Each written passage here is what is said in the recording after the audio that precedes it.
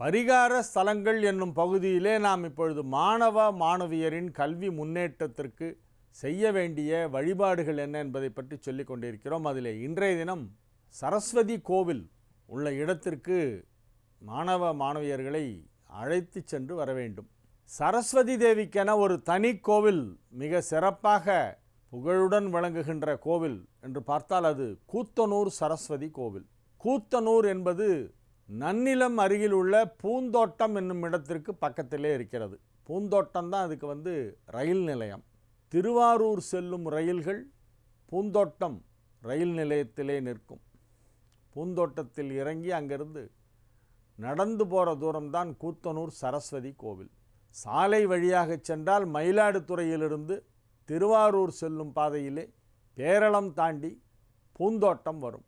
இந்த பூந்தோட்டம் என்னும் ஒரு மிக சிறிய கிராமம் அது. அங்கே இருக்கக்கூடிய சரஸ்வதி கோவில் ஒட்டக்கூத்தரால் ஸ்தாபிக்கப்பட்டது. அதனால் அது கூத்தனூர் என்று பெயர் பெற்றுள்ளது. சரஸ்வதி அன்னைக்கென இருக்கக்கூடிய தனி கோவில் அதுதான். சில பெரிய சிவன் கோவில்களிலே சுற்று பிரகாரத்திலே துர்க்கை சன்னதி தாண்டியதும் சரஸ்வதிக்கு சன்னதி இருக்கும். தனி சன்னதி சில கோவில்களிலே உண்டு. ஒரு சில கோவில்களிலே துர்காலட்சுமி சரஸ்வதி சன்னதிகள் சேர்ந்து இருக்கும். ஆனால் பிரதான தெய்வமாக மூலவராக அம்பிகை சரஸ்வதியாக வீற்றிருப்பது கூத்தனூரில். இந்த கூத்தனூர் சரஸ்வதி கல்விக்கு மிக மிக அவசியமான ஒரு கோவிலாகும். கூத்தனூர் சரஸ்வதி கோவில் மாணவ மாணவியர் எல்லோரும் அவசியம் அங்கே சென்று வழிபாடு செய்துவிட்டு வர வேண்டும். மற்ற கோவிலுக்கெல்லாம் போகும்போது வாசலில் என்ன இருக்கும்? தேங்காய், பழம், பூ மாலை, இந்த கடைகள்லாம் நிறைய இருக்கும். அங்கே நோட்புக்கு பேனா கடை தான் ஜாஸ்தி இருக்கும். தேங்காய் பழமும் கிடைக்கும். அர்ச்சனை எல்லாம் பண்ணலாம், சாமிக்கு மாலை வாங்கி போடலாம், தேங்காய் உடைக்கலாம். ஆனால் நோட்டு புத்தகங்களும் எழுதுகோள்களும் மிக அதிக அளவிலே கிடைக்கக்கூடிய ஒரு இடம் எதுன்னா கூத்தனூர் சரஸ்வதி கோவில் சன்னதி தெருவில் தான் நிறைய கடை இருக்கும்.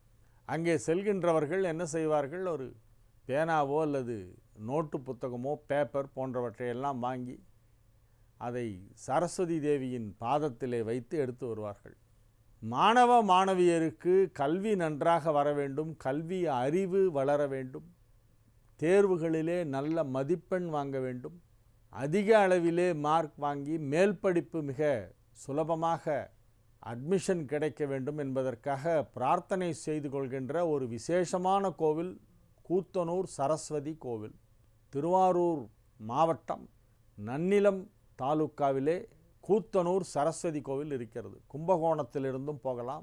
மயிலாடுதுறையிலிருந்து வடபகுதியிலிருந்து சென்னையிலிருந்தெல்லாம் செல்லும் பொழுது மயிலாடுதுறையிலிருந்து திருவாரூர் சாலையிலே சென்று விட வேண்டும். பேரளம் தாண்டி பூந்தோட்டம் என்னும் இடத்திலே வலதுபுறமாக ஒரு சின்ன சாலை ஒன்று போகும். ஒரு பாலத்தை தாண்டி சென்றால் அங்கே கூத்தனூர் சரஸ்வதி கோவில் இருக்கிறது. கூத்தனூர் சரஸ்வதி கோவிலிலே முன்பெல்லாம் அங்க பிரதட்சணம் செய்வார்கள்.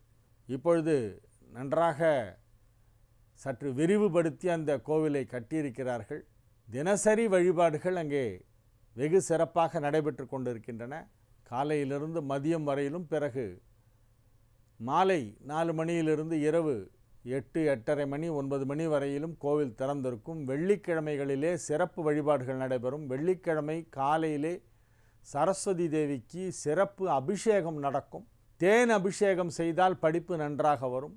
பொதுவாகவே சுவாமிக்கு தேன் அபிஷேகம் செய்தால் அவர்களுக்கு குரல் வளம் நன்றாக இருக்கும், சங்கீத ஞானம் வரும், படிப்பு நன்றாக வரும், பேச்சு நன்றாக வரும். படிப்பு, பேச்சு, பாட்டு இதெல்லாம் நன்றாக வர வேண்டும் என்றால் தேன் அபிஷேகம் செய்வார்கள். கூத்தனூர் சரஸ்வதி கோவிலிலே வெள்ளிக்கிழமைகளிலே காலை நேரத்தில் சிறப்பு அபிஷேகங்கள் நடைபெற்று அதன் பிறகு அலங்காரம் செய்யப்பட்டு சரஸ்வதி தேவிக்கு அர்ச்சனை போன்றவற்றையெல்லாம் செய்வார்கள். அங்கே சென்று வழிபாடு செய்துவிட்டு வரலாம். கூத்தனூர் சரஸ்வதி கோவில் என்பது திருவாரூர் செல்லும் வழியிலே, மயிலாடுதுறையிலிருந்து திருவாரூர் செல்லும் வழியிலே பூந்தோட்டம் என்னும் ரயில் நிலையத்திற்கு அருகிலே கூத்தனூர் என்னும் அந்த சிறிய கிராமம் இருக்கிறது. ஒட்டக்கூத்தர் நிறுவிய சரஸ்வதி, ஒட்டக்கூத்தர் அங்கே ஸ்தாபித்ததால் அதற்கு கூத்தனூர் என்று பெயர் ஏற்பட்டிருக்கிறது. சரஸ்வதி தேவியின் பெருமைகளை பற்றி எடுத்து சொல்ல வேண்டுமானால் அது மிகப்பெரிய விஷயம். அதை ரொம்ப அழகாக சொல்லியிருப்பவர் கம்பர். நேற்றைய நிகழ்ச்சியிலே சொன்னேன், கம்பர் இயற்றியுள்ள சரஸ்வதி அந்தாதி என்னும் அந்த பாடலை 30 பாடல்கள் அந்த 30 பாடல்களையும் மாணவ மாணவியர் மனப்பாடம் செய்து தினசரி பாராயணமாக அதை சொல்லி வந்தால் எல்லா கல்வியும் வரும். எல்லா விதமான கல்வியிலும் தேர்ச்சி அடையலாம், எல்லா கலைகளிலும் தேர்ச்சி அடையலாம், அனைத்து விதமான கலைகளிலும் கல்வியிலும் தேர்ச்சி அடையலாம்.